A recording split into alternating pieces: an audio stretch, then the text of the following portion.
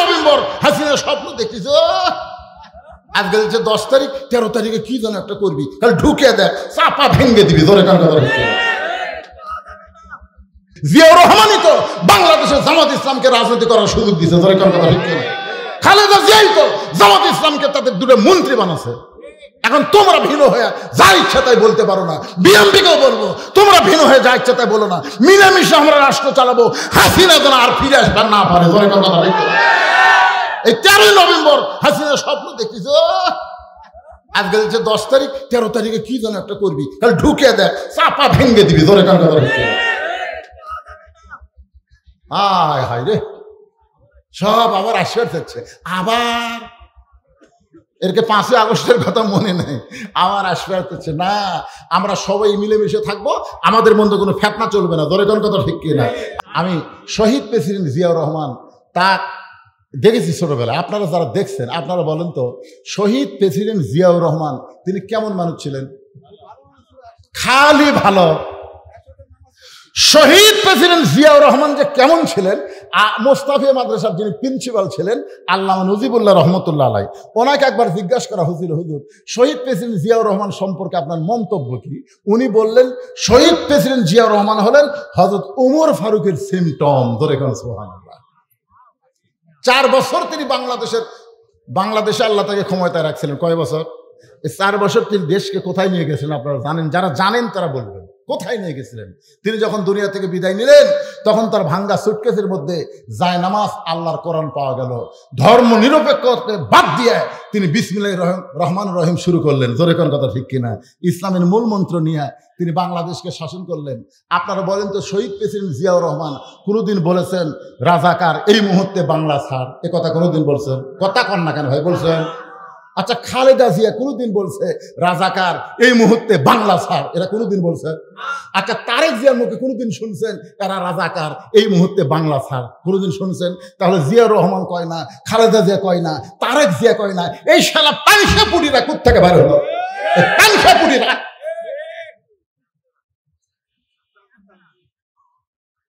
না, জিয়াউর রহমান উনি প্রধানমন্ত্রী বানাচ্ছিল একজন চিহ্নিত রাজাকার শাহজিজকে। যারা মুরব্বী আছেন চিন্তা করেন, শাহজিদ রহমান প্রধানমন্ত্রী হলেন একটা রাজাকার। আর খালেদা জিয়া 91 সালে যাকে প্রেসিডেন্ট বানালো আব্দুর রহমান বিশ্বাস, ওই চিহ্নিত রাজাকার। তাহলে খালেদা জিয়া প্রেসিডেন্ট বানালো রাজাকারকে?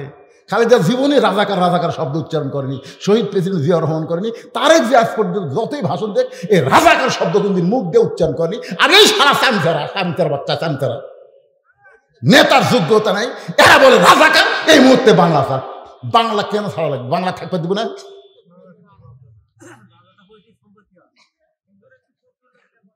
কিসের ফখরুল? বলে কোয়ার টাইম আছে আমার, এটা শেষে বললাম। হক কথাটা বলা লাগবে, এই জন্য বলে দিলাম। আমার কথা কি বুঝলেন? আমরা শহীদ প্রেসিডেন্ট জিয়াউর রহমানকে কলিজার থেকে বেশি ভালোবাসি, খালেদা জিয়াকে ভালোবাসি, তারেক জিয়াকে ভালোবাসি। ধরে কার কথা ঠিক না? আর তোমরা সব সুচাপুটি হয়েছ, কি বললে কি বলো, কথা ভাষা ঠিক নাই, বক্তব্যের ঠিক নাই, লেখাপড়া নাই, সব মূর্খ নেতা। জিয়াউর রহমানকে আদর্শ বুকে নিয়ে রাজনীতি করো, আল্লাহর কোরআনের শাসন চালু হবে। ধরে কার কথা ঠিক না? যারা ভাঙ্গা সুটকেসের মধ্যে কোরআন পাওয়া গেছে, জায়নামাজ পাওয়া গেছে, একটা ওয়াক্ত নামাজ এই জীবনে কাজা করেনি। আপনি 7 মাথা থেকে মহাস্থানে হেঁটে যাচ্ছেন, জিয়াউর রহমান ডিসিএসপি যারা হাঁটতে হাঁটতে সব পাতলা পায়খানা শুরু হচ্ছে, আর উনি খেলে মাছ করে যাচ্ছে। গোকুল যখন আইসে আসরের আজান দিল, উনি তখন কি করছেন? আজান শোনার সাথে সাথে মসজিদে এসে জুতা খুলে মসজিদে গিয়ে তিনি সুন্নতের নিয়ত করলেন। সবাই চিন্তা করলো, কে রে অজু? তার মানে বোঝা গেল উনি সর্ব অবস্থায় অজু অবস্থায় ছিলেন। ধরে খান সুবহানাল্লাহ। এমন একটা মানুষের নামে দল করো আর তোমাকে দলের কোনো নীতি নাই। জামাত বিএনপি একসঙ্গে অন্যায়ের বিরুদ্ধে দীর্ঘদিন চেষ্টা করেছে। ধরে কোনো কথা ঠিক না? আমি জামাতকে বলবো বিএনপি জামাতকে যে সুযোগ দিছে, জিয়াউর রহমানই তো বাংলাদেশের জামাত ইসলামকে রাজনীতি করার সুযোগ দিছে। ধরে কোনো কথা ঠিক না? খালেদা জিয়াই তো জামাত ইসলামকে তাদের 2টা মন্ত্রী বানাচ্ছে। এখন তোমরা ভিন্ন হয়ে যা ইচ্ছা তাই বলতে পারো না। বিএনপিকেও বলবো তোমরা ভিন্ন হয়ে যা ইচ্ছা তাই বলো না। মিলেমিশে আমরা রাষ্ট্র চালাবো, হাসিনা যেন আর ফিরে আসবার না পারে। ধরে কোনো কথা ঠিক না? এই 13 নভেম্বর হাসিনা স্বপ্ন দেখতেছ আজকে হচ্ছে 10 তারিখ, 13 তারিখে কি যেন একটা করবি, তাহলে ঢুকে দেখ চাপা ভেঙে দিবি ধরে কান কথা ঢুকে। হায় হায় রে, সব আবার আশীর্বাদ হচ্ছে। আবার এরকে 5ই আগস্টের কথা মনে নেই, আমার আশীর্বাদ হচ্ছে না। আমরা সবাই মিলেমিশে থাকবো, আমাদের মধ্যে কোনো ফেতনা চলবে না, ধরে কোন কথা ঠিক কিনা। অতাসাবিল হক, এই শোনেন, মনোযোগ দিয়ে শোনেন, হক কথা বলা লাগবে, হক পথে চলা লাগবে। রাজি আছেন? হক কথা বলতে হবে, হক পথে চলতে হবে। হক কথা বলতে, হক পথে চলতে যদি নানা রকম বিপদ আপদ মুসিবত আসে, আল্লাহ বলেছেন ইন্নাল্লাহা মা'আস সাবিরিন, আমাদেরকে ধৈর্য ধারণ করা লাগবে। ধৈর্য ধারণকারী সবে কে থাকে? সবাই বলেন কে থাকে? সূরা আসরের 4 নম্বর বিষয় কি? ওয়াতাওয়াসাবিস সবর, ধৈর্য ধারণ নির্দেশ দেওয়া লাগবে। ধৈর্য ধারণ আমরা 15.5 বছর করছি, 15.5 বছর ধৈর্য ধারণ করেছি। আর সবসময় চেষ্টা করেছি এই ফ্যাসিস্ট হাসিনা থেকে আমরা মুক্তি চাই। বিএনপি বহু ধরনের চেষ্টা করলো, জামাত চেষ্টা করলো, প্রকাশ্যে পারেনি, গোপনে গোপনে করেছে। কিন্তু হঠাৎ আবু সাঈদ রংপুরের একটা ছেলে আর বসে থাকে নাই, অশান্তির আগুন কলিজার মধ্যে নিয়ে দাও দাও করে বাতিলের সঙ্গে আপোষ না করে হকের পক্ষে যখন 2 হাত বাড়ায় দাঁড়িয়ে গেল, আল্লাহ বলে রক্ত দেওয়া মাত্রই হাসিনার পতন শুরু হয়ে গেল। ঠিক কিনা? আপনার বলেন তো আবু সাঈদের খবর কি? কি ভালো? আচ্ছা, আবু সাঈদকে যখন প্রথম গুলি করলো, আবু সাঈদ কি বলছে? ও মারে বাবারে, আমার গুলি করছে রে, মারো দৌড়ে। দৌড় মারছে? আপনারা বলেন তো গুলি করার পরে আবু সাঈদ কি পিছন দিকে গেছে না সামনে গেছে? তাহলে একটা গুলি চামড়া ভেদ করে ভিতরে ঢুকলো, তাহলে তার কি হলো? ওই সামনে যায় কেন? আপনি চিন্তা করে দেখছেন, বুখারী শরীফে একটা হাদিস আছে যে আল্লাহ যাদেরকে শহীদ হিসেবে কবুল করে, শহীদের মৃত্যুটা কি রকম কষ্ট, একটা চিনি খাওয়া পিঁপড়া কামড় মারলে যেমন কষ্ট হয় তার চাইতে কম কষ্ট চিনি খাওয়া পিঁপড়া। চিনি খাওয়া পিঁপড়া বোঝেন? চিনি খাওয়া পিঁপড়া একটা না 10টা যদি আপনার কামড়ায়, আপনি মনে করবেন চুলকাই করে, চুলকাই করে, মানে ব্যথা তো নাই, চুলকানি তো 10টা কামড়াবে চুলকানি। তাহলে আবু সাঈদের শানে নবীর হাদিস যে সত্য, গুলি খাওয়ার পরে ও মারে বাবারে না কয়ে সামনে যায়, তার মানে বোঝা গেল গুলি ঢুকতেছে ঠিকই কিন্তু ব্যথা লাগতেছে না। আবার গুলি করলো, আবার সামনে যায়, আবার গুলি যখন করলো তখন 2 জন ছাত্র যায় আবু সাঈদকে যেই ধরলো, আবু সাঈদ টলে পড়লো, একটা শব্দ পর্যন্ত করলো না। এখান থেকে প্রমাণ হয়ে গেল বাতিলের বিরুদ্ধে হকের বিজয় শুরু হলো। জোরে কথা ঠিক কিনা? কিন্তু এই গুলি খাওয়া পর্যন্ত ওয়াতাসাবিস সবর, সে ধৈর্য ধারণ করেছে। যে মায়ের কোনোদিন বাচ্চা হয়নি বিয়ে হওয়ার পরে এবার প্রথম বাচ্চা হচ্ছে, আপনারা বলেন তো এমনি এমনি বাচ্চা হয়? কি বলবো প্রসবের কথা, মা বিনে সেই ব্যথা কেউ তো বুঝিবে না। মাজন ঠেকিয়া সন্তানের দায়, অকালে মা মারা যায়, কেন সে মায়ের ভক্তি করো না? এমন দরদি ভাবে কেউ হবে না আমার মা গো। যখন প্রসব ব্যথা শুরু হয়ে গেছে, কোনোদিন তো হয়নি, এবারে প্রথম, ও মারে বাবারে, এই জীবন রাখবো না রে, গলা দড়ি দিব, বিষ খাবো। মানে কষ্টের ঠেলা কি করছে তার ঠিক নেই, গলা দড়ি দিবি, বিষ খাবি। ইতিমধ্যে দাদি নানি দৌড়ে যায় হাসতে হাসতে, দাদি নানি হাসতে হাসতে দৌড়ে যায়, ও ধাক্কা ঘরের মধ্যে, তাই কি করছে রে? কই দাদি এত ব্যথা হচ্ছে, এই জীবন আর রাখবো না, গলা দড়ি দিব, বিষ খাবো। দাদি নানি কই পাগলি, তোর পায়ের তলে সন্তানের জান্নাত, তোর পায়ের তলে সন্তানের জান্নাত, পায়ের তলে সন্তানের জান্নাত হবি এমনি এমনি। ওয়াতাসাবিস সবর, ধৈর্য ধর। জোর করে নিয়ে যায় নাতনির শোয়ায় দিয়ে, ঠান্ডা পানির মধ্যে নরম কাপড় চুবড়ে কপালে দিচ্ছে আর বলতেছে ওয়াতাসাবিস সবর, ধৈর্য ধর। ওই খালি এই তুই যে ওরে ওরে করতেছিস, এ রাস্তাতে মানুষ যাচ্ছে না? রাস্তার মানুষ যদি শোনে ওই বাড়ির একটা মেয়ে বাচ্চা হওয়ার সময় যা চিল্লা চিল্লি করলো, তোর লজ্জা নেই? তখন তাহলে ব্যথা হচ্ছে কি কর্ম? দাঁতের ওপর দাঁত দিয়ে, দাঁতের ওপর দিয়ে কর, দাঁতের ওপর দাঁত দিয়ে। আর দাদি নানি খালি বলতেছে ধৈর্য ধর, ধৈর্য ধর, তুই একটা সন্তানের মা হবি, তোর পায়ের তলে সন্তানের জান্নাত হবে। ধৈর্য ধরেছে, আর কান্দিস না, রাস্তার মানুষ শুনলে তোর দুর্নাম করবে। এখন কত কষ্ট হচ্ছে, তারপরও যখন ধৈর্য ধারণ করেছে, ওয়াতাসাবিস সবর। এমন সময় দাদি ইশারা করছে, ধাইমা ধাইমা, ধাত্রীমা থাকে তা চোখ টিপি মারছে। তার মানে কি? চোখ টিপি মারে কত? মানে আমরা ধৈর্যের ওয়াজ করে এক্সারসাইজ করছি, এই সময় মার টান। যে বাচ্চাকে টান মারছে সঙ্গে সঙ্গে মা কষ্টের যন্ত্রণায় বেহুশ হয়ে গেছে। সন্তান বের হয়ে মা মা বলে কাঁদতেছে, ম্যা ম্যা বলে কাঁদতেছে, কিন্তু ওই কান্নার সাউন্ড মায়ের কানে যায় না। মা বেহুশ অবস্থায় আছে। সন্তানকে গোসল করায়া যখন ধাত্রী ওই সন্তানকে দাদি নানির হাতে দেয়, দাদি নানি আস্তে করে মায়ের বুকের উপরে সন্তানকে রাইখা দেয়। যেই মাত্র সন্তান মায়ের বুকের উপরে, মায়ের কলিজার উপরে যখন সন্তান সন্তানের দেহের পরশ পাইয়া মা হুঁশ ফিরে পাইছে, মা হুঁশ ফিরে পাইয়া সন্তানকে এক নজর দেখে ওই সন্তানকে মুখের কাছে নিয়ে এসে জিহ্বা বের করে যখন চুমা খায়, দাদি নানি তিরস্কার করে বলে, এরই জন্য তুই গলার দড়ি দিবার চাইলি, এর জন্য বিষ খাবার চাইলি, একে লাত্তি মারা ফেলে দে, আরে চুমা খাস না। মা তখন বলে, দাদি গো, প্রসব কষ্ট সহ্য করার পরে এমন একটা নিয়ামত পাইছি, এই নিয়ামতের চুমু দেওয়ার সঙ্গে সঙ্গে আমার সব কষ্ট ভুলে গেছি। আজকে আমাদের বাংলাদেশে আল্লাহর কোরআনকে সংসদ পর্যন্ত নেওয়ার জন্য, আল্লাহর কোরআনের আন্দোলন করার জন্য এই বাংলাদেশে অনেক মুসলমান প্রসব ব্যথার মতন কষ্ট সহ্য করছে। ধরে কোন কথা ঠিক কিনা?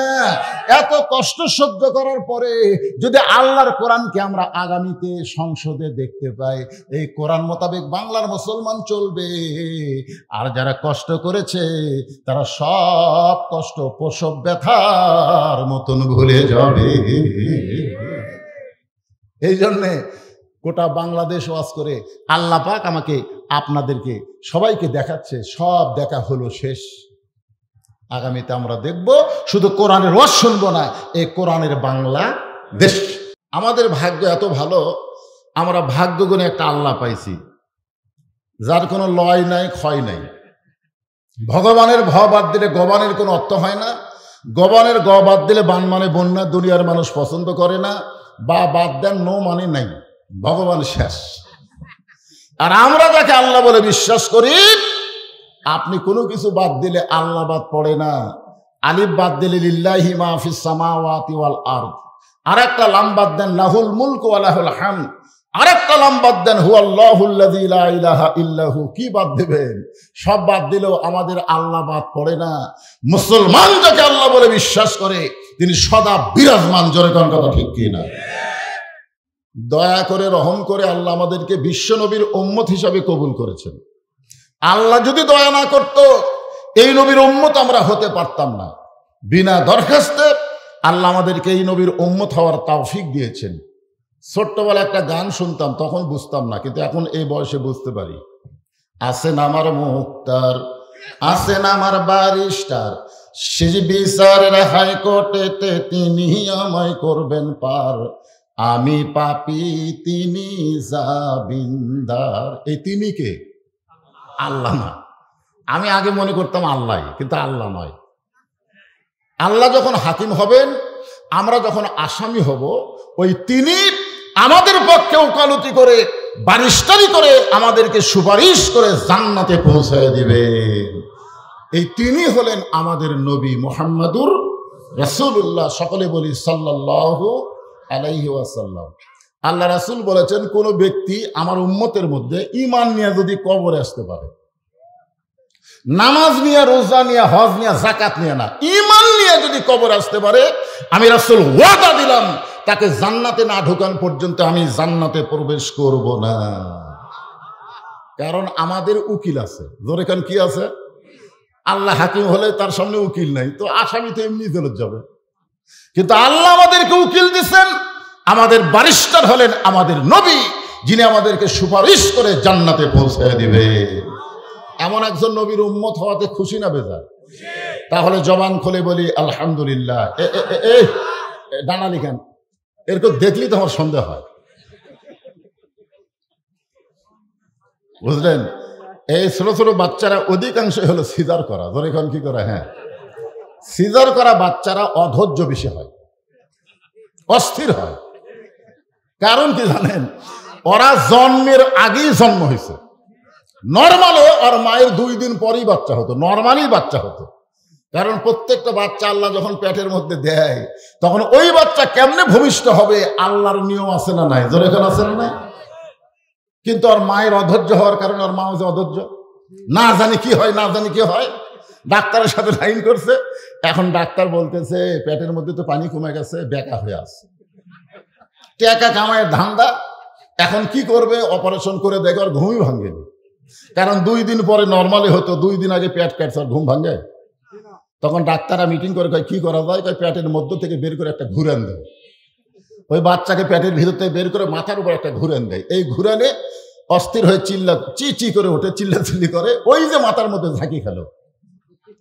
দুনিয়াতে আসার পরেই মোবাইল ছাড়া ভাত খায় না, মোবাইল ছাড়ার কান্না থামে না। ধরে গানটা ঠিক না? তারা মোবাইল ছাড়া কিছু বোঝেই না। এইদিকে তাকা, এইদিকে বক্তার দিকে তাকা, কোন দিকে তাকা? মেলার মধ্যে ঘুরতেছে, রাস্তায় ঘুরতেছে, এদের কামই হলো ঘোরাফেরা। তো ভুল করে এরা 3 জন যখন সামনে বসে গেছে, বাবা আর ঘোরাফেরা করিস না, বস। আমরা সবাই আল্লাহর কোরআন থেকে তাফসীর শুনতে এসেছি। জোরে গান কথা ঠিক কি না? যে কোরআন থেকে আপনার তাফসীর শুনবেন, এই কোরআনের মধ্যে কোনো সন্দেহ আছে নাকি? এই কোরআনের মধ্যে কোনো গোঁজামি, এই কোরআনের মধ্যে কোনো ধোঁকা? মাশাআল্লাহ। তাহলে আপনারা স্বীকার করলেন সন্দেহ নাই, গোঁজামিল নাই, ধোঁকা নাই। এই কোরআন দিয়েই তো আমাদের চলা লাগবে না, খালি ওয়াজ শোনা লাগবে। আজকে বাংলার অধিকাংশ মুসলমান মনে করে কোরআন হলো ওয়াজের কিতাব, বক্তারা কোরআনতে ওয়াজ করবে, কোরআন এর বেশি আর কিছু না। কিন্তু আল্লাহ লক্ষ্য করে বললেন, অনুনাজ্জিলু মিনাল কুরআনি মা হুয়া শিফাউ ওয়া রাহমাতুল লিল মুমিনিন। এখানে আল্লাহ যদি বলতো ওয়া রাহমাতুল লিল আলামিন, তা বলে নাই, একেবারে খাস করে বলেছেন মুমিনিন। মুমিনদের যাবতীয় রোগের ঔষধ হিসাবে রহমত স্বরূপ আল্লাহ তাআলা কোরআন নাজিল করেছে। সুবহানাল্লাহ। এই জন্য একটা স্লোগান আছে, সব সমস্যার সমাধান দিতে পারে আল কোরআন। আপনারা মনে হয় বিশ্বাস করেন না, কদ্দূর বিশ্বাস করেন স্লোগান দিলি বোঝা যাবে। আমি যেই বলবো সব সমস্যার সমাধান, যারা কোরআনকে বিশ্বাস করে এখানে বসেছেন তাদের জবান দিয়ে বলতে হবে দিতে পারে আল কোরআন। সব সমস্যার সমাধান দিতে পারে আল কোরআন। মাশাআল্লাহ। তাহলে এখন আপনারা বিশ্বাস করিতে স্লোগান দিলেন। এখন বলেন তো, বাংলাদেশ যে সংবিধান অনুযায়ী চলতেছে, একটা সংবিধান আমাদের দেশে আছে না নাই? এই সংবিধানের মধ্যে সন্দেহ নাই? সবাই বলেন সন্দেহ, ধোঁকা, গোঁজামিল। তাহলে সন্দেহ, ধোঁকা, গোঁজামিল যে সংবিধান আছে, সেই সংবিধান লাথি দিয়ে ফেলে দেওয়া লাগবে। আল্লাহর কোরআনকে মুসলমানের সংবিধান বানাতে হবে।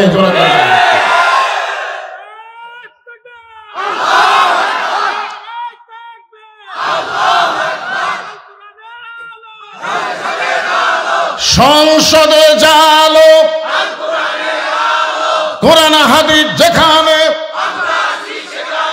দুনিয়ার মুসলমান লিল্লাহে তাকবীর। মসজিদ কার?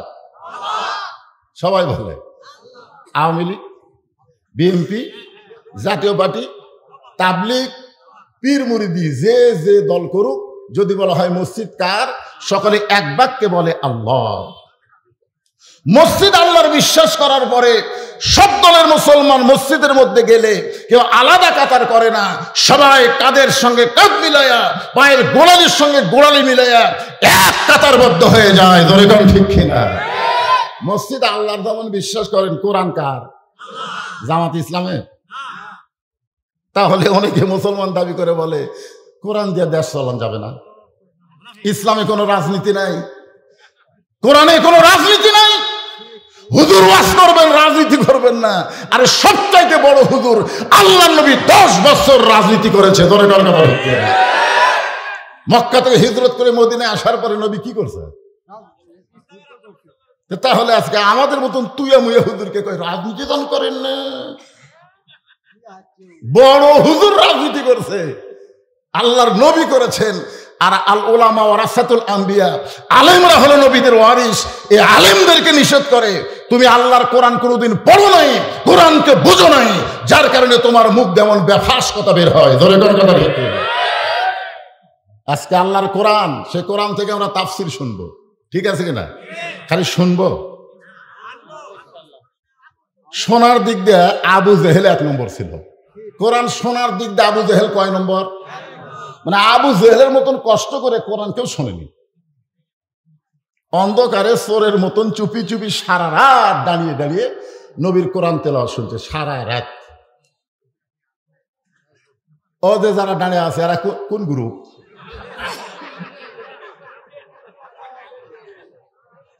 শোনেন, ওয়াজ করতে করতে বয়স তো আর কম হয়নি, আপনাকে এলাকারই জামাই, বয়স তো আমার আর কম হয়নি। ওয়াজ করতে করতে আমি দেখলাম বাংলাদেশে যত শ্রোতা আছে, এই শ্রোতারা হলো 2 দল।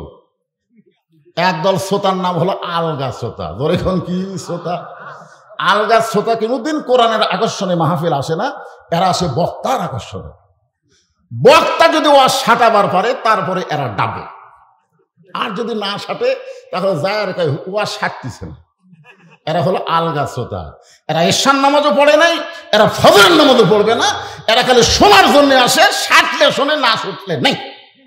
এদেরকে বলা হয় আলগা শ্রোতা। ধরে কোন কি শ্রোতা? আলগা বোঝেন না, আলো হয়ে। আর একটা শ্রোতার নাম হলো ডাবা শ্রোতা। ডাবা, এরা বক্তার আকর্ষণে আসে না, এরা আসে আল্লাহর কোরআনের আকর্ষণে।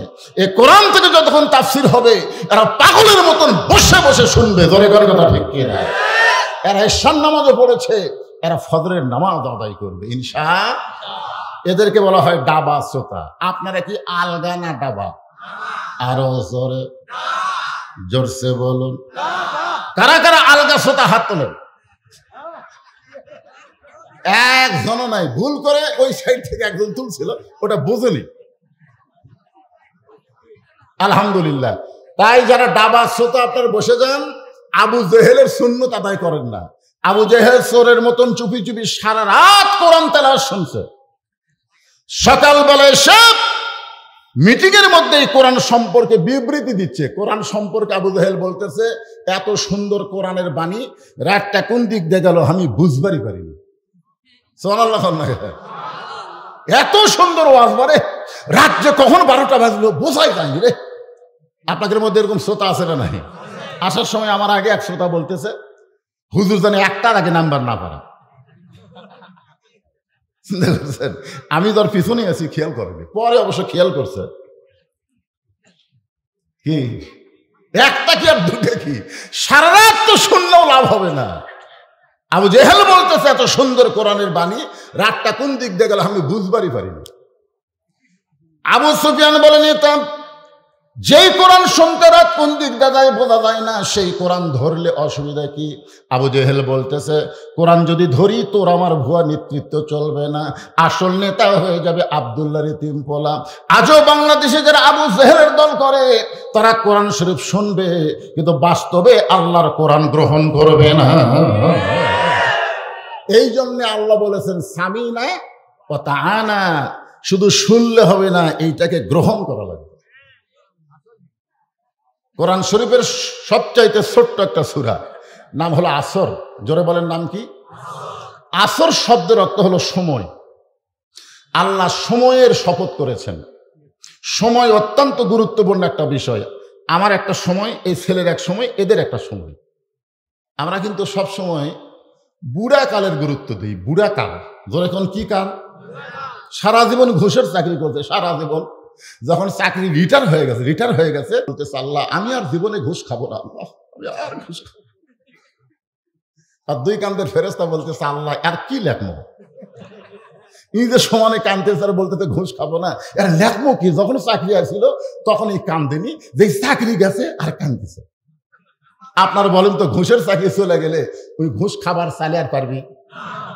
তাহলে ওই সময় কান্দার কারণ যখন হলো চামড়া ঢিল, আল্লাহর সাথে দিল মিল, কারণ সময় নাই রে, আমার সময় নাই রে। সারা জীবন গাদ্দারি করেছে আর বুড়া বয়সে মসজিদে সিয়ারি লেগেছে। জোরে করে আসে না? না এরকম আসে না?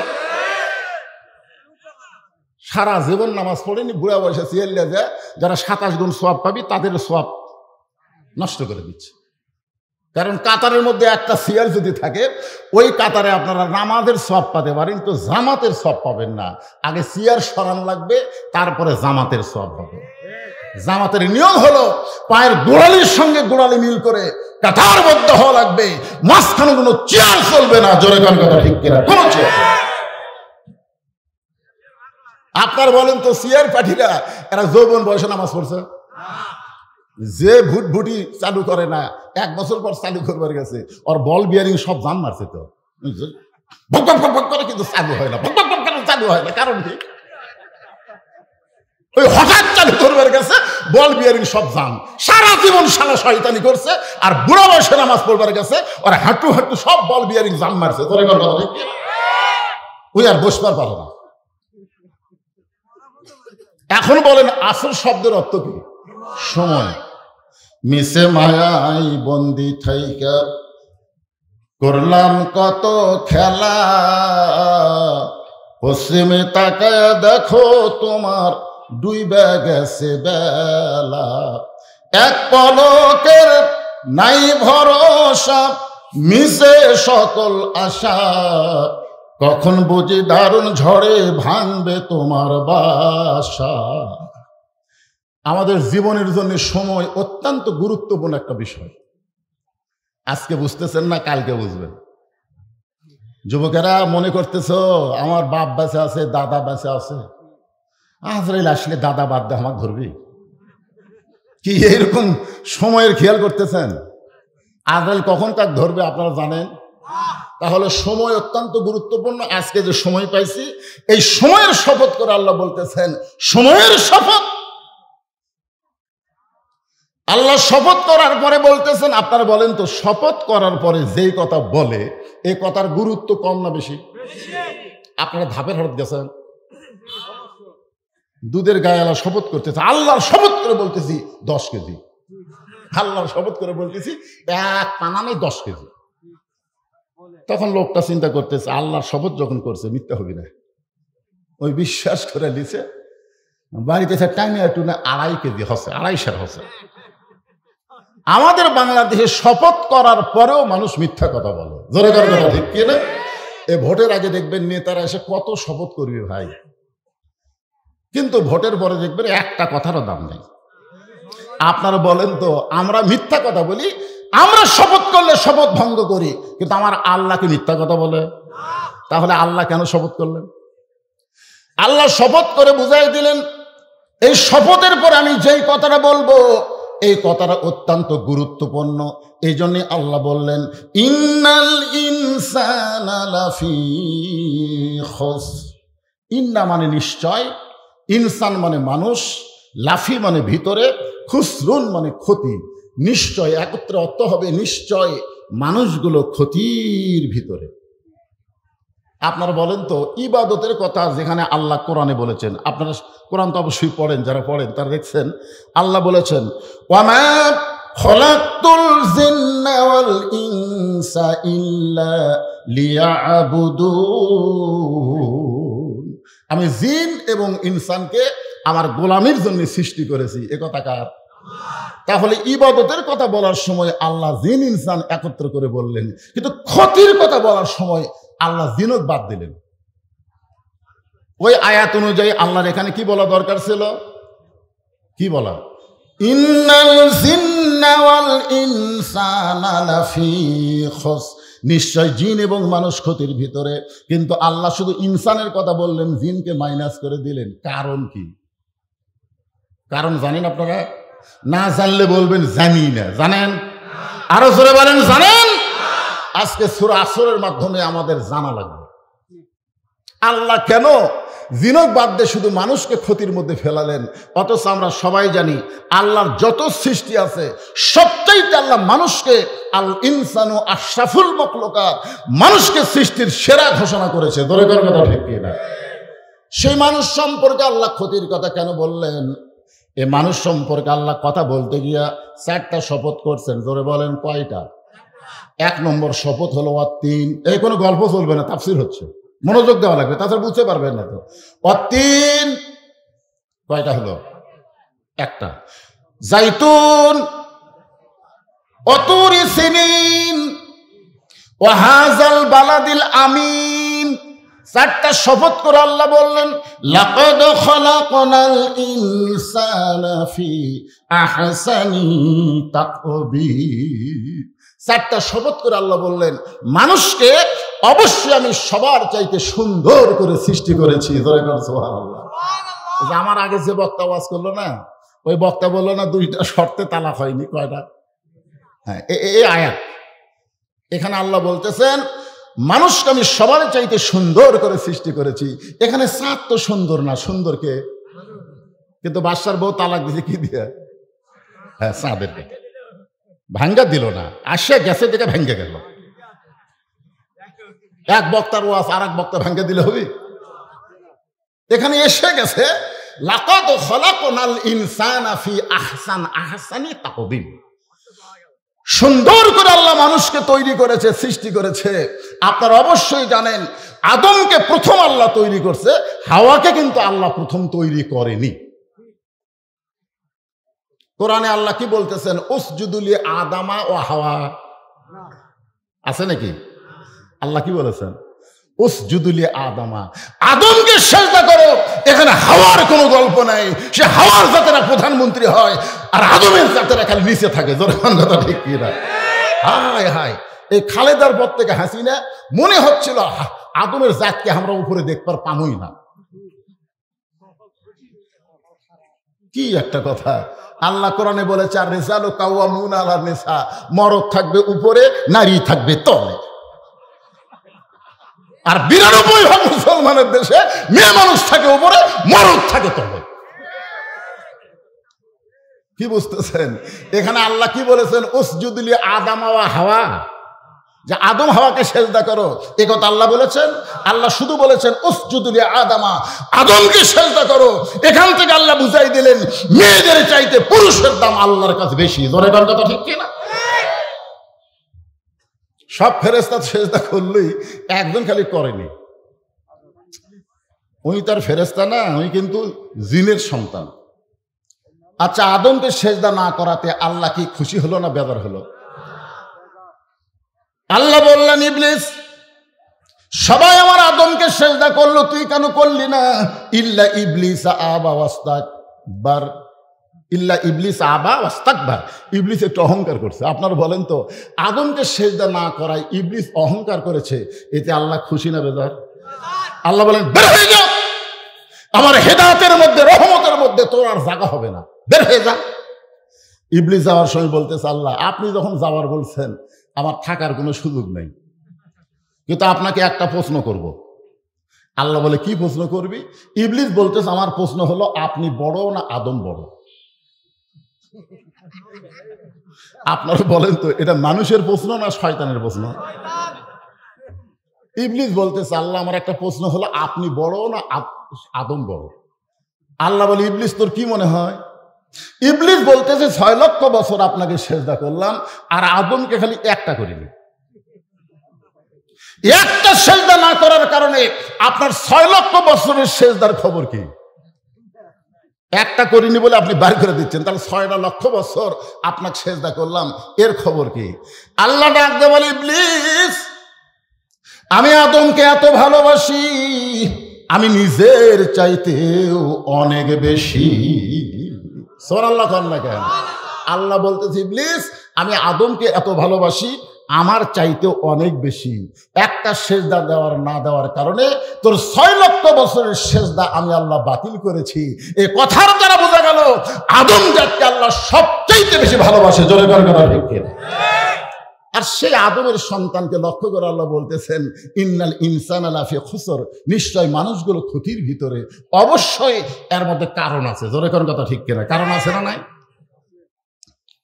আদর করে মানুষ আল্লাহ বানায়া কেমনি দিবেন ক্ষতির মধ্যে ফেলিয়া। এই কারণে আল্লাহ বললেন, ইল্লাল্লাযীনা আমানু ওয়া আমিলুস সলিহাতি ওয়া তাওয়াসাউ বিল হাক্কি ওয়া তাওয়াসাউ বিস সবর। এখানে 4টা বিষয়। এই ছেলেবেলে, তোমাকেও খেয়াল করে ওয়াজ করা হচ্ছে, বুড়া মানুষের ওয়াজ শোনার দরকার নেই। একটু মনোযোগ দাও, যারা মাগরিব এশা নামাজ পড়েনি তোমরা একটু মনোযোগ দাও, শোনো বাজান। লাফালাফি তো ভালোই করতেছে। বুড়া মানুষ মসজিদে আসুক এটার দরকার নাই, কারণ চাকরির বয়স কখন শেষ হয়ে যায়, কখন বয়স হলে, যখন 60 বছর হয়ে গেছে। কি খবর তোমার, চোখের খবর কি? বলে কাছে দেখতে পাই না, দূরে দেখতে পাই। আচ্ছা তোমার হাতের খবর কি? কলম ধরলে থরথর করে কাঁপে। তোমার কানের খবর কি? জোরে গলে শুনবার পাই, আস্তে গলে পাই না। সরকার বলতেছে আজ থেকে আর চাকরি করা লাগবে না, তাহলে আমি খাবো কি? আরে পাগলা, তুই এত বছর সরকারকে দিয়েছিস, সরকারের দায়িত্ব নাই, তোর না খাওয়ার চিন্তা করা লাগবে না, এখন আর চাকরি লাগবে না, বসা বসা বেতন খা, বসা বসা বেতন খা। সরকার যদি দিবার পরে যারা যৌবন থেকে বৃদ্ধ পর্যন্ত ইবাদত করেছে, শেষ বয়সে যদি করবার নাও পারে, আল্লাহ তাআলা পেনশনের সওয়াব দিয়ে দিবে। ধরে কোন কথা ঠিক কিনা? হ্যাঁ, কিন্তু যারা সরকারি বয়সে চাকরিতে যায়নি এরকম খবর কি? তাহলে নামাজের একটা সরকারি বয়স হলো 7 বছর থেকে নামাজের তালিম দাও, 10 বছর থেকে জোর করে তাকে নামাজ ধরো। প্রত্যেকটা মুমিন মুসলমানের 10 বছর হলো নামাজের সরকারি বয়স। জোরে করার কথা ঠিক কি না? তাই তোমাদের জন্য একটু সাইজ মতো আওয়াজ হবে, আর হবে আমার মা বোনদের। যদি আমার শ্বশুর এলাকা, তাই বলে শাশুড়ি আমি ছাড়বার পারবো না।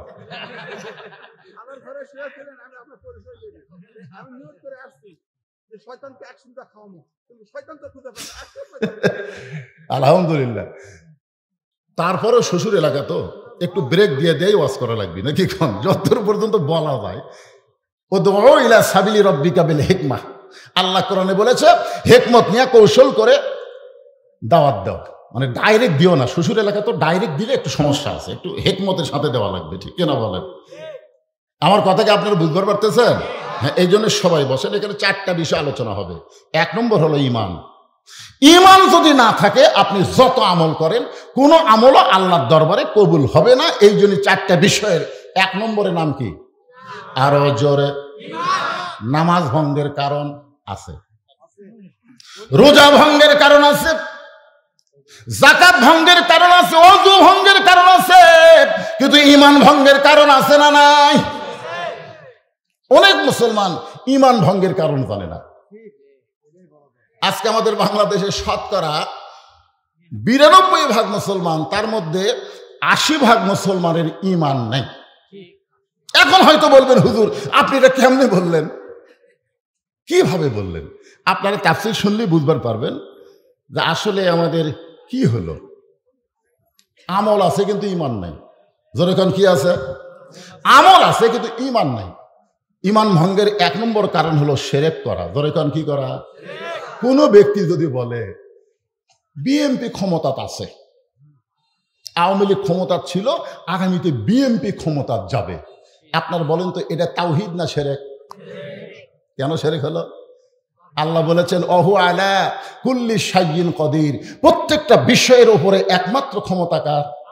তাহলে আওয়ামী লীগ ক্ষমতায় ছিল, বিএনপি ক্ষমতা আসবে, এ কথা যারা বলতেছে সঙ্গে সঙ্গে তাদের ঈমান ভেঙে যাচ্ছে। জোরে করে কথা ঠিক না? কোন দল ক্ষমতায় ছিল না, সব সময় যিনি ক্ষমতাবান তিনি কে? আরো জোরে, জোরসে বলুন। তাবারাকাল্লাযী বিয়াদিহিল মুলকু ওয়া হুয়া আলা কুল্লি শাইইন কাদির। আমি 11 সালে যখন হজ করবার গেলাম, 11 সালে, তখন আমার সঙ্গে হজের সাথী ছিল আদমদিঘি উপজেলার চেয়ারম্যান। আদমদিঘি উপজেলার চেয়ারম্যান নাম হলো রাজু। ওই দল করে আওয়ামী লীগ। কোন দল? আওয়ামী লীগ করে। আল্লাহর ঘর সামনে নিয়ে আমরা সবাই একটা তালবিয়া করতেছি, লব্বাইক আল্লাহুম্মা লব্বাইক, লব্বাইক লা শারিকা লাকা লব্বাইক ইন্নাল হামদা ওয়ান নি'মাতা লাকা ওয়াল মুলক লা শারিকা লাক। যে লাকা ওয়াল মুলক লা শারিকা লাক কইছে, আমি খপ করে হাত ধরে বললাম চেয়ারম্যান সাহেব এই লাকা ওয়াল মুলক লা শারিকা লাকের অর্থ কি? তখন বলতে তো হুজুর সবাই কয়, আমিও কই। এর অর্থ তো জানি না। আমি কালামের বাংলা অর্থ হলো রাজনীতির ভিতরে, রাজত্বের ভিতরে একমাত্র আল্লাহ ছাড়া অন্য কাউকে স্বীকার করি না। আপনি আল্লাহর কাবাঘর সামনে নিয়ে এইটা বললেন, রাজনীতির ভিতরে, রাজত্বের ভিতরে একমাত্র আল্লাহ ছাড়া অন্য কাউকে স্বীকার করি না, তাহলে হজ করার পরে আপনি দল করবেন কার? তখন বলতে যে হুজুর কি করা লাগবে? আমি বললাম আওয়ামী লীগ, বিএনপি, জাতীয় পার্টি যত মানুষের দল আছে সব দল বাদ দিয়ে আল্লাহর দল যদি করে পারেন তাহলে আপনার ঈমান ঠিক থাকবে, নয়তো আপনি বেঈমান হয়ে যাবেন। ধরে কোন কথা ঠিক কি বুঝতেছেন? আল্লাহ তাআলা 4টা বিষয় এখানে আলোচনা করছে সূরা আসরের মধ্যে। 1 নম্বরের নাম কি? সাহাবীরা জিজ্ঞাসা করলেন, ইয়া রাসূলুল্লাহ, এত গুরুত্ব যে ঈমানের, ঈমান সম্পর্কে আমরা জানতে চাই। রাসূল বললেন, ইকরার বিল লিসান, তাসদিকু বিল জানান, আমল বিল আরকান, এরই নাম হলো ঈমান। হুজুরা কে রে, হুজুরা কে রে? এরা নিশ্চয়ই কোনো হাফেজি মাদ্রাসার ছাত্র হবে। খোঁজলে দেখেন, এরকে কামই হলো মাহফিল নষ্ট করো। এরা কোনো এক জায়গাতে এসে একত্র হয়ে বসবে, এক সময় শয়তান বলবে ওঠ, ওরকে দেখা দিকে আরো 10 জন উঠবে। এরকে কামই হলো মাহফিল নষ্ট করা। আমি যদি কোনো মাহফিলে দেখি হাফেজি মাদ্রাসার বাচ্চারা কোরআনের মাহফিলে বসেছে, আমি ওদেরকে না তোলা পর্যন্ত শুরু করি না। কিন্তু আজকে দেখতে পারি না ওটা কোন ধার্য ছিল,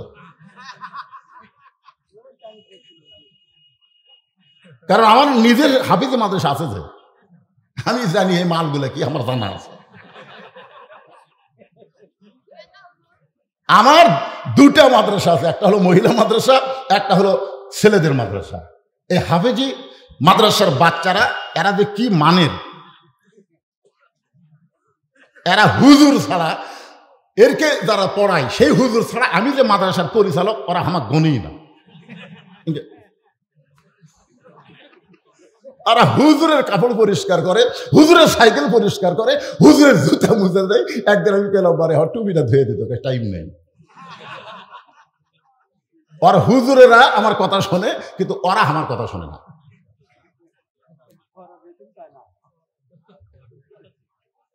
আর দেখেন তো হাফেজ মাদ্রাসার বাচ্চারা কোনো জায়গাতে আছে? এই 4টা বিষয় আজকে কোরআন থেকে খোলাখুলি আমাদের শোনা লাগবে। জোরে কোন কথা ঠিক কি না? এখন আর সেই দিন নাই, এখন আর আগের দিন নাই। আগের দিন বাঘে খাচ্ছে।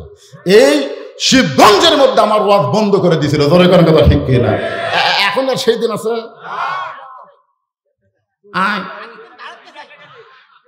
আয় বন্ধ করে দে, জনগণই চাপা উল্টে দিবি। জোরে কোন কথা ঠিক কি না? হ্যাঁ, আল্লাহর বান্দার একটু মনোযোগ দিয়ে শুনবেন।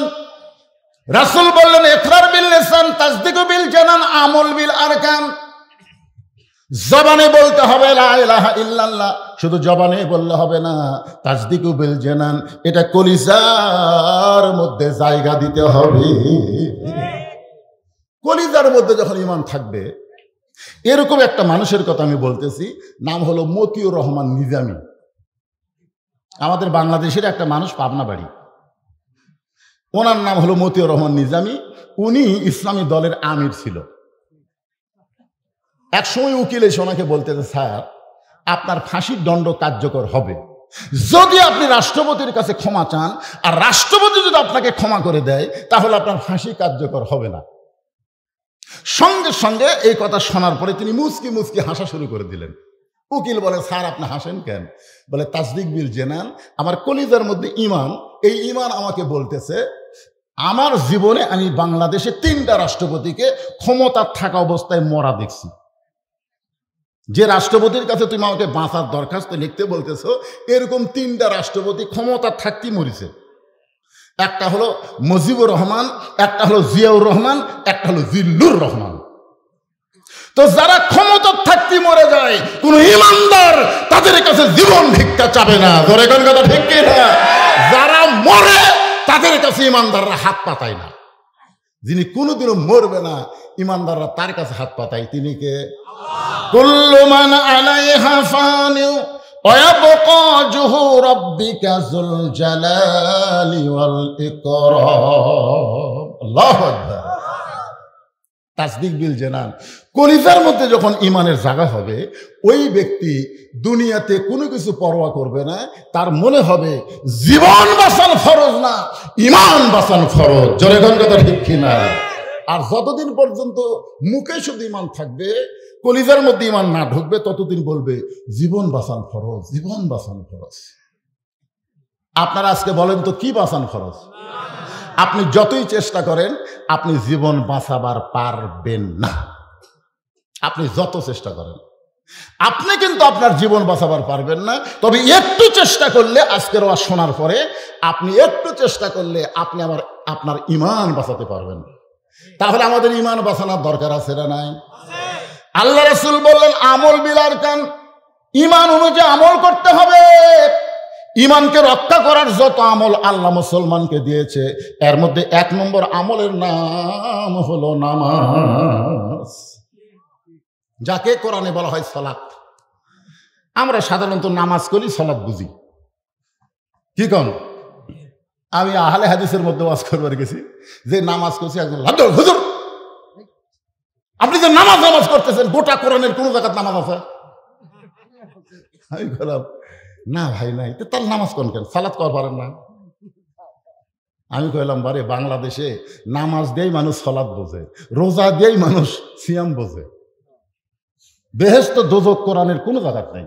বেহেশত দিয়ে আমরা জান্নাত বুঝি, আর দোজক দিয়ে আমরা জাহান্নাম বুঝি। জোরে কোন কথা ঠিক কিনা? একটু বুঝাবার গেলে নামাজই বড় লাগবে, কারণ বাংলাদেশের অধিকাংশ মানুষ সালাত পায় না, নামাজ পড়ে। আপনার কি কম? জোরে কোন কি কম? নামাজ। আল্লাহ রাসূল বলেছেন এই নামাজ সম্পর্কে 5টা হাদিস শোনেন। 1 নম্বর হাদিস হলো লা সালাতা লা ঈমানা, যার নামাজ নাই তার ঈমান নাই। এখনো যারা মাগরিব এশার নামাজ না পড়া ওয়াজ শুনতেছেন, আল্লাহ না করুক ফজরের আগে যদি আপনারা মারা যান, আপনাকে জানাজার নামাজ যারা পড়বে তাদের আমল নামায় আল্লাহ 1 হোক বা পাপ দিবে। এই জানাজার নামাজ কে পড়া লাগবে? কার জন্য জানাজা? কার জন্য জানাজা? খুব খেয়াল করে শুনবেন। ইমাম মালিককে প্রশ্ন করা হলো, হুজুর যে লোকটা ইচ্ছাকৃত ভাবে আল্লাহর নামাজ বাদ দিয়ে বেনামাজি হয়ে দুনিয়া থেকে চলে গেল, তার জন্য আমরা কি করব? ইমাম মালিক বললেন, রাস্তার যদি কোনো কুত্তা মরে তোমরা কি করো? তো বলতেছে রাস্তার কুত্তা বলে একসময় কুত্তা পচে দুর্গন্ধ হবে, এই জন্য মানুষ চলাচলের কষ্ট হবে, এই কারণে কুত্তাকে টাইনা নিয়ে যে আমরা পুঁতে থুই। ইমাম মালিক বললেন, কুত্তাকে গোসল করে দাও? কয় না। কুত্তাকে কাফনের কাপড় পরাও? কয় না। কুত্তারিকে খাটনির তোলো? কয় না। তাহলে একটা কুত্তাও যা, একটা বেনামাজি। এই কথা যেই কইছে বুঝলেন, 4-5টা কুত্তা দৌড়াচ্ছে। ইমাম মালিকের চারিদিকে ঘাউ ঘাউ ঘাউ ঘাউ করতেছে। ইমাম মালিক কয়, কে রে, আমার ভুল কোন জায়গা হলো? এমন সময় আল্লাহর কোরআন বললেন, সুম্মা রাদাদনাহু আসফালা সাফিলিন। ইমাম মালিক, বেনামাজি বান্দা যারা কুত্তার চাইতো খারাপ, তারা কুকুরের সঙ্গে তাদের তুলনা করা যাবে না, এরা কুকুরের চাইতো খারাপ। এখন চিন্তা করেন, 1 নম্বর হাদিস কইলাম। 2 নম্বর হাদিস হলো লা সালাতা লা দীনা, যার নামাজ নাই তার কোনো ধর্মই নেই। আপনি বলেন তো বেনামাজি এরা কোন ধর্মের লোক? হিন্দুদের তো মন্দির আছে, আছে না নাই? এরা মাসে না পারুক বছরে তো যায়, 12 মাসে 13 পূজা। খ্রিস্টানদের আছে গির্জা, ইহুদিদের আছে প্যাগোডা, কিন্তু মুসলমানের মসজিদ এই বেনামাজিরা মসজিদও যায় না। তাহলে এরা কোন ধর্ম? এই জন্য রাসূল বলেছেন লা সালাতা লা দীনা, যার নামাজ নাই তার কোনো ধর্মই নেই। কয়টা গেল? 3 নম্বর হাদিস হলো মান তারাকা সালাত মুতাম্মিদান ফাকাদ কাফারা। ইচ্ছা করে যারা 1 ওয়াক্ত নামাজ বাদ দিল তারা আল্লাহর সঙ্গে কুফরি করলো। 4 নম্বর হাদিস হলো বাইনাল আবদি ওয়াল কুফরি তরকুস সালাত। বান্দা কাফেরের মধ্যে পৃথক করার জিনিসটারই নাম হলো নামাজ। সুবহানাল্লাহ। এখন বলেন তো সূরা আসরের 2 নম্বর বিষয় কি? ওয়া আমিলুস সলিহা, নেক আমল করা। আর নেক আমলের 1 নম্বর ইবাদতের নাম কি? সবাই বলেন না কে ভাই, নামাজ না পড়লেও এই সহি কথাটা কোরআন শরীফে আল্লাহ নামাজের কথা কতবার কইছে, হুঁশ করছেন আপনি? আমার একই ওয়াজ খালি 2 জায়গাত করলি কয় হুজুর কি কয়, এ ওয়াজ ওখানে করলো, এ ওয়াজ আবার এটি করলো, একই ওয়াজ। আর আল্লাহ যে একই নামাজের কথা 82 বার করলো, আপনারা কি করবেন? আল্লাহ এত নামাজের কথা কোনটা, একই নামাজের ওয়াজ কতবার করবেন? কি তাই মনে করতেছেন? বুঝতে হবে ভাইজান, ঈমানকে রক্ষা করবার গেলে 1 নম্বর নেক আমল হলো নামাজ। পুরুষের জন্য 1 নম্বর নেক আমল হলো নামাজ, আর নারীদের জন্য 1 নম্বর নেক আমল নামাজ না, 1 নম্বর নেক আমলের নাম হলো পর্দা। একটু জবান খুলে বলেন, পুরুষের জন্য 1 নম্বর নেক আমলের নাম কি? আর নারীদের জন্য 1 নম্বর নেক আমলের নাম কি? আমার মা বোনদের জন্য বলবো, মা, পর্দা যদি না থাকে আপনি যতই নেক আমল করেন একটা আমলও আল্লাহর দরবারে কবুল হবে না। প্রত্যেকটা আমল যদি আল্লাহকে কবুল করাতে চান 1 নম্বর আমলের নাম হলো পর্দা। এখন হয়তো অনেকে ছেলে পেলে বলতে, হুজুর আমরা না হয় 5 ওয়াক্ত পড়ি না, আমরা কি জুম্মা পড়ি না? তাহলে যারা জুম্মা পড়তেছে এরাও কি বেনামাজি? আমি কোরআনের একটা আয়াত দেখলাম, আপনারা দেখছেন, লা তাকনাতু মির রাহমাতিল্লাহ ইন্নাল্লাহা ইয়াগফিরুয যুনুবা জামিআ ইন্নাহু হুয়াল গাফুরুর রহিম। এই আয়াতের শানে আল্লাহ হয়তো হাসরের ময়দানে বলবেন যে যারা 5 ওয়াক্ত নামাজ পড়নি, শুধু জুম্মা পড়ছো, আমি আল্লাহ তাদেরকে জান্নাত দিয়ে দিলাম, যাও। আচ্ছা, যদি আল্লাহ এরকম ঘোষণা করে তাহলে 5 ওয়াক্ত নামাজের অবস্থা কি হবে? এরা খালি জুম্মা পড়ছে, যারা শুধু 5 ওয়াক্ত পড়ে না জুম্মা পড়ে। আপনার বলেন তো এদের মুসল্লির সাইজ কিরকম? মুসল্লির একটা সাইজ নাই, ফাওয়াইলুল মুসল্লিন, সবার শেষে আসা আগে যায়, শেষে এসে আগে যায়। এরাই তো খালি জুম্মা মারে। আর এদেরকে আল্লাহ সুযোগ দিল, আমার রহমত নামের ওসিলায় আমি আল্লাহ জুম্মা পার্টিকে জান্নাত দিয়ে দিলাম, যাও। তখন এই জুম্মা আল্লাহরা খুশি হবি, ভাই আয় আয়, কষ্ট করে ফজর জোহর আসর মাগরিব পড়া লাগলো না রে, দেখ আল্লাহ খালি জুম্মা মারার জন্য জান্নাত দিল। এরা খুশি হয়ে জান্নাত দিয়ে মারবে দৌড়। জান্নাতের কাছে গিয়ে দেখে জান্নাতের দরজাতে একটা তালা। জুম্মা পার্টি বলবে, আল্লাহ জান্নাত আপনি দিলেন, কিন্তু জান্নাতের দরজার যে তালা, আল্লাহকে খুঁজে দেখ চাবি আছে। ওরা খুঁজে দেখবে একটা চাবি আছে, ওই চাবি তালার মধ্যে ঢুকবে কিন্তু ঘুরবি না, মানে ঢোকে ঠিকই কিন্তু ঘরে না, না ঘুরলে খুলবি। তো বলে আল্লাহ চাবি তো তালার মধ্যে ঢুকলো কিন্তু ঘোরে না। তো আল্লাহ বলে তালার মধ্যে 5টা দাগ আছে, তো চাবির মধ্যেও 5টা দাগ থাকা লাগবে, দাগে দাগে মিল হবে, কুট্টুস করে খুলে দেবে।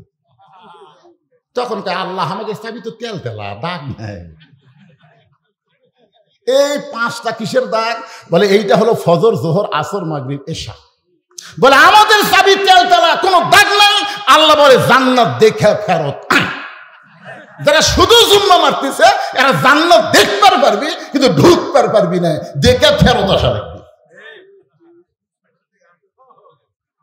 আপনারা কি খালি জান্নাত দেখবেন না তালা খুলে ভিতরে ঢুকবেন?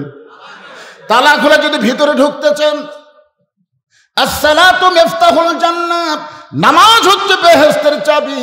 এই নামাজ শুধু জুমার নামাজ না, এই নামাজ হলো 5 ওয়াক্ত নামাজ। তাহলে পুরুষের জন্য 1 নম্বর নেক আমলের নাম কি? আর নারীদের জন্য 1 নম্বর নেক আমলের নাম হলো পর্দা। কতগুলো মেয়ে মানুষ নবীর কলিজার টুকরা ফাতেমার সাথে দেখা করবে, মেয়ে মানুষের সাথে দেখা করবে। খুব খেয়াল করে শোনেন, আমার মায়েরা নাকি ওই মহিলা মাদ্রাসার মধ্যে বসেছেন, স্যাটেলাইটের মাধ্যমে বক্তা দেখতেছে, অসুবিধা নেই, জামাই তো অসুবিধা নেই। একজন ফতুয়া মারতেছে, পর্দা তো সবার জন্য, স্যাটেলাইটের মাধ্যমে